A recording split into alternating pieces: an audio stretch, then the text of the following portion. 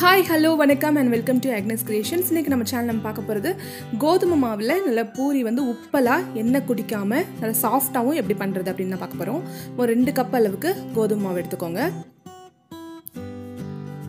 கூடவே 1 டீஸ்பூன் அளவுக்கு ரவை வந்து கொஞ்சம் கூட ஜாஸ்தி பண்ணிடாதீங்க, அப்புறம் நல்லா இருக்காது, மொறுமொறுன்னு ஆகிடும்.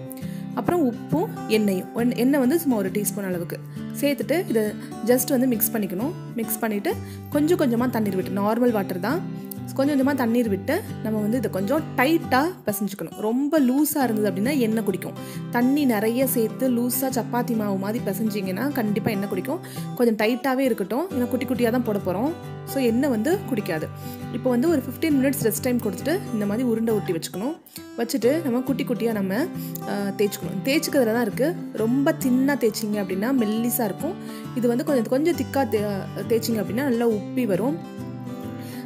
மொத்தமாக தேய்ச்சிட்டு பாருங்கள், இந்த அளவுக்கு வந்து திக்காக இருக்கணும். மொத்தமாக தேய்ச்சிட்டு அதில் வந்து கட் பண்ணாதீங்க, ரவுண்டாக வச்சு இந்த மாதிரி தனித்தனியாக பண்ணுங்கள். அப்போ தான் வந்து ஈவனாக வந்து இருக்கும். ஒரு பக்கம் வந்து மெல்லிஸாக, ஒரு பக்கம் வந்து தடிமனாக அப்படி இருக்காது.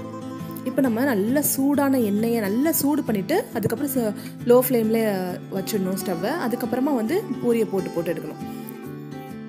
சூடு இல்லை அப்படின்னா பூரி வந்து பொங்கி வராது. அதனால் எண்ணெய் வந்து ஓரளவுக்கு சூடாகவே இருக்கணும்.